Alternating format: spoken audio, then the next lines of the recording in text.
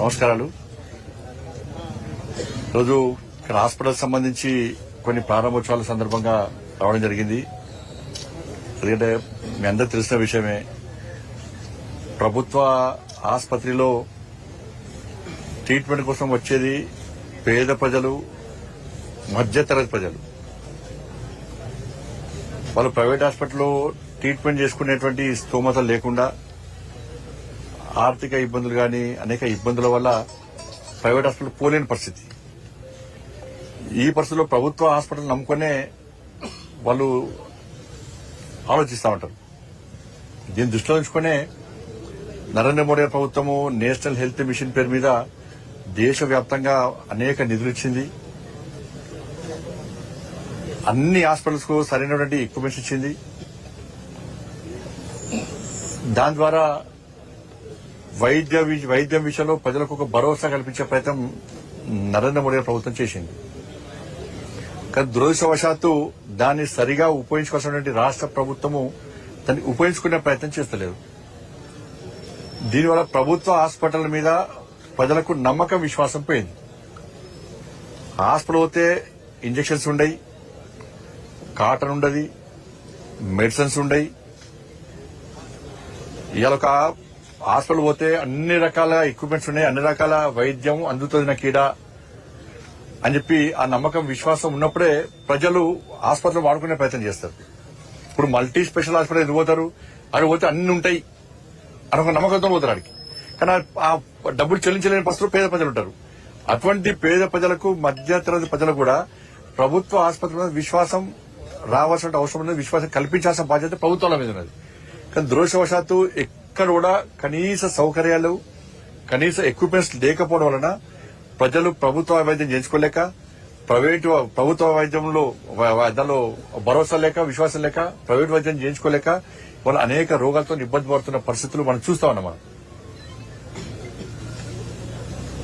దాన్ని దృష్టిలో ఉంచుకునే గతంలో ఈ కరీంనగర్ పార్లమెంట్ సంబంధించి ఒక రివ్యూ చేసినాం. మేము రివ్యూ చేసి హాస్పిటల్ నడవాలంటే హాస్పిటల్కి వచ్చిన పేషెంట్ బయటికి పోవద్దు అనుకుంటే ఏం చేయాలని చెప్పి ఆలోచించినప్పుడు ఆ సంబంధిత సూపరింటెండెంట్స్ అందరూ కూడా వాళ్ళ కావాల్సిన ఎక్విప్మెంట్స్ లిస్టు మనకి ఇవ్వడం జరిగింది. చాలా కాస్ట్ ఎక్విప్మెంట్స్ అవి. దానికి సంబంధించి నేను గతంలో కూడా నా బర్త్డే సందర్భంగా 4 కోట్ల రూపాయలను మనం హాస్పిటల్స్ కి ఇష్టం. మనం బెడ్స్ గానీ, అంబులెన్స్ గానీ, ఐసీయూ వెంటిలేటర్స్ గానీ ఇట్లా అనేక రకాల ఎక్విప్మెంట్స్ పని ఇచ్చినాం మనం. ఈసారి కూడా విద్యకు సంబంధించి సైకిల్స్ ఇచ్చినాం మనం. విద్యార్థులకు యొక్క ఎగ్జామ్ ఫీజు కట్టినాం. అనేక స్కూల్స్ లో వాటర్ ప్లాంట్స్ పెట్టించినాం, టాయిలెట్స్ కట్టించినాం, బెంచ్లు ఇచ్చినాం, ల్యాబ్ మన కంప్యూటర్స్ ఇచ్చినాము, ల్యాప్టాప్స్ ఇచ్చినాము. ఇట్లా అనేక రకాల సదుపాయాలు విద్యాపరంగా మనం కల్పిస్తున్నాం. కానీ వైద్య పరంగా కూడా మనం కల్పించాలనే ఉద్దేశంతో మనం ఈసారి వెమ్లవాడ మొన్ననే ప్రారంభోత్సవం చేస్తాం. వెమ్లవాడ, హుజరాబాద్, జమ్మికుంట, ఉస్నాబాద్ ఈ సంబంధించి మనం దాదాపు 5 కోట్లకు పైగా నిధులతోని, సిఎస్ఆర్ నిధులతోని, ఎన్ఎండిసి వారి యొక్క సహకారంతో వారి కోరిన వెంటనే నిధులు ఇవ్వడము, ఇవాళ కరీంనగర్ పార్లమెంట్ నియోజకవర్గానికి నిధులు ఇవ్వడం చాలా సంతోషం. వారు కూడా కరీంనగర్ పార్లమెంట్ నియోజకవర్గ తరఫున ఎన్ఎండిసి వారికి కూడా ప్రత్యేకంగా కృతజ్ఞతలు తెలియజేస్తున్నాం. ఇలా జమ్మిగుంటకు సంబంధించి దాదాపు ₹1 కోటి విలువ చేసిన equipments, ECG machine, ultrasound scanning machine, autoclave operation theatre కోసం పెద్దది అది, డయాథెర్మీ మిషన్, దాంతోపాటు అనస్థీషియా మిషన్, ఎమర్జెన్సీ రికవరీ సంబంధించి మిషన్, దాంతోపాటు సిరంజి పంపు, ఇట్లా ఇవన్నీ కూడా ఇవ్వడం జరిగింది. దాని తర్వాత ఇంత పోస్ట్ మార్టం రూమ్ కూడా చాలా శిథిలావస్థ ఉన్నది, దాన్ని ఒక రిపేర్ చేయించాలని చెప్పన్నారు. దాన్ని కూడా ఇప్పుడే ఒక 15 to 1 month లోపల దాన్ని కూడా పూర్తిగా రిపేర్ చేయిస్తాం. ఫ్రీజర్ కూడా ఇస్తాం మనం. ఫ్రీజర్ లేదు ఇక్కడ, చాలా ఇబ్బంది వస్తుంటే ఫ్రీజర్ కూడా మనమే ఇస్తాం. ఫ్రీజర్ కూడా ఇక్కడ ఎక్స్రే మిషన్ లేదని చెప్పన్నారు. ఈ రోజు చెప్పారు ఎక్స్రే మిషన్ తో పాటు ఇంకా 3-4 ఎక్విప్మెంట్స్ ఇస్తే ఫుల్ ఫ్లెడ్జ్ హాస్పిటల్ అయిపోతుంది సార్ అంటే కూడా వెంటనే నా ఎంపీ నిధుల నుంచి ఇస్తా అని చెప్పి చెప్పడం జరిగింది. పూర్తి ఎక్విప్మెంట్స్ ఇవాళ ఈ ప్రభుత్వ ఆసుపత్రిలో ఇక్కడ ఉన్నాయి.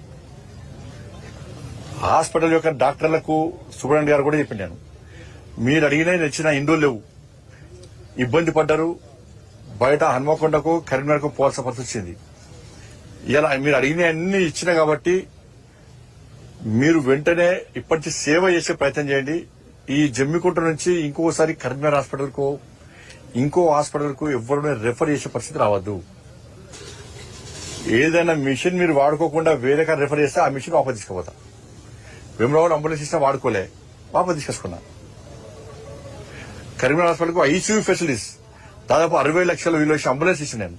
అంబులెన్స్ అంటే కుయ్యి అని కూడా వచ్చి పేషెంట్ వేసుకోవడం కాదు, ఆ పేషెంట్ ప్రాణాలు కాపాడాలన్న ఆలోచన కాబట్టి 60 లక్షలు విలువ ఐసీయూ అంబులెన్స్ నన్ను కరీంనగర్కి ఇస్తే చాలా రోజులు వాడుకోలే. దాన్ని మోడీ గారి ఫోటో ఉంటుందని చెప్పి వాడుకోలే.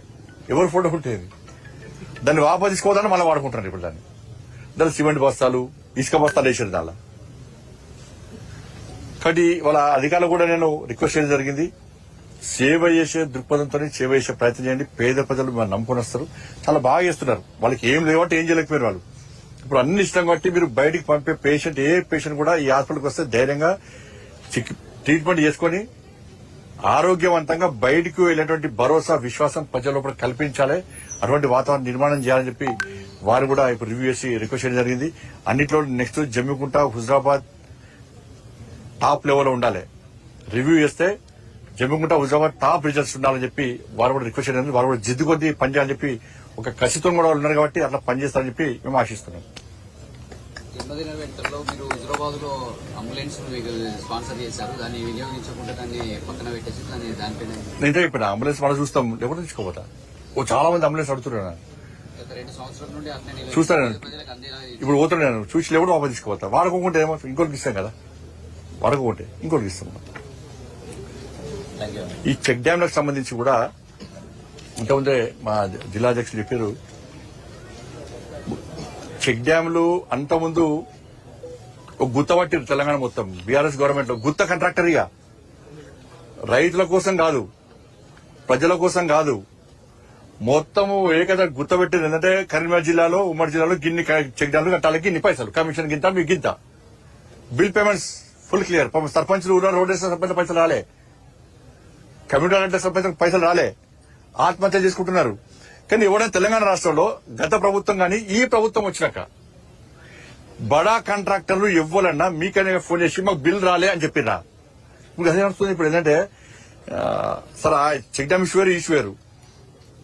ఏ నడుస్తుంది తెలంగాణ రాష్ట్రంలో అంటే బీఆర్ఎస్ లో కావాల్సింది పోస్టింగ్స్, కాంగ్రెస్ లో కావాల్సింది పైసలు. బీఆర్ఎస్ లో కావాల్సింది పోస్టింగ్స్, కాంగ్రెస్ లో కావాల్సింది పైసలు. కాబట్టి గవే కావాలి అధికారులు ఉంటారు. ఇప్పుడు ఇక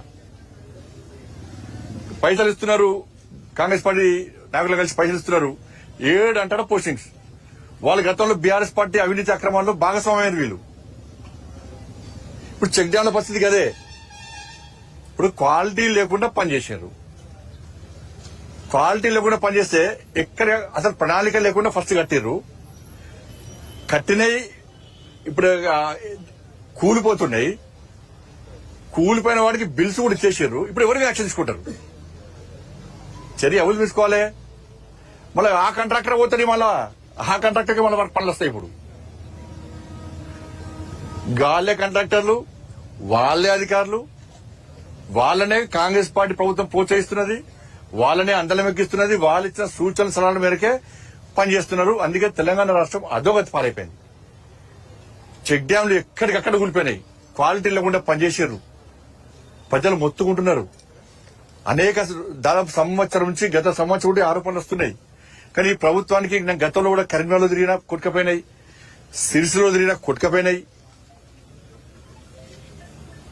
ఇలా జమ్మిగుంటలో నా కృష్ణారెడ్డి గారు వేరు, చెప్పిన వెంటనే పోయినరు, కొట్టుకపోయినాయి. రాష్ట్ర ప్రభుత్వానికి ఏమైనా చిత్తశుద్ది ఉంటే మాకు కాంట్రాక్టులతో సంబంధం లేదు, మేము అవినీతికి వ్యతిరేకము, గతంలో క్వాలిటీ లేకుండా పనిచేసినారు, వాళ్ళ మీద చర్యలు తీసుకోవాలని ఒక దృక్పథం, ఒక ఆలోచన మీకుంటే తెలంగాణ రాష్ట్రంలో ఈ చెక్ డ్యాంల మీద ఒక్కసారి విచారణ జరపాలి. ఆ కాంట్రాక్టర్ ఎవరుంటే బ్లాక్ లిస్ట్ లో పెట్టాలి, లేకుంటే రికవరీ చేయాలి. ఒక కాంట్రాక్టర్ రికవరీ చేస్తే, ఒక కాంట్రాక్టర్ ఆస్తిపాస్తులు జప్తు చేస్తే ఇంకొకరు భయం ఉంటది. ఇప్పుడు పైసలు ఇచ్చుకో, ఏదో సామెత ఉంది కదా, కాంట్రాక్ట్ చేసుకో, ఇచ్చుకో పుచ్చుకో, అంతే. ఈ సిస్టమ్ వస్తుంది వాళ్ళ. కాబట్టి వీటిని పూర్తి స్థాయి విచారణ జరపాలని చెప్పి నేను డిమాండ్ చేస్తాను. ధన్యవాదాలు. ఈ కొత్తపల్లి ఓవర్ బ్రిడ్జ్ లేక చాలా మంది ప్రజలు చూస్తాం మాట్లాడి ఇప్పుడే ఆర్డీఓతో మాట్లాడినాం. మాట్లాడి కొత్తపల్లి చేస్తున్నాం, అది కూడా చెప్తాను, డ్రైవర్ చేస్తున్నాం, అది కూడా ప్లాన్ చేస్తున్నాం. మనం చేస్తున్నాము. జమ్మిగుంటకు వాళ్ళు కూడా ఆల్రెడీ ఇక్కడ స్టేడియం నిర్మాణం కోసమని 10 కోట్ల రూపాయలు కూడా శాంక్షన్ చేస్తున్నా. స్పోర్ట్స్ మినిస్టర్ కలిసి 10 కోట్ల రూపాయలు కూడా శాంక్షన్ చేస్తున్నాం. దాంతోపాటు రైల్వే స్టేషన్ కూడా పూర్తిగా ఆధునీకరించాలని కూడా ప్రపోజల్స్ తయారు చేసి రైల్వే మంత్రి గారికి ఇచ్చినాం. నెక్స్ట్ ఇన్స్టాల్మెంట్ నెక్స్ట్ దానిలో లిస్ట్ జమ్మిగుంట రైల్వే స్టేషన్ కూడా మనం పెట్టినాం. మనం మీరు ఉప్పల్ విషయం ఇప్పలు 30 సంవత్సరాల నుంచి కాలే. ఒక్కసారి పూర్వత వార్నికరంగా చెన్నై నుంచి మిషన్లు వచ్చినాయి, హైదరాబాద్ నుంచి జీఎంలు వచ్చారు, ఎవరు రావడం వాళ్ళు వచ్చారు. ఎలా పని దగ్గర పడ్డది. ఇంకా అభివృద్ధి చేయడానికి పక్కా సహకరిస్తాం. ధన్యవాదాలు.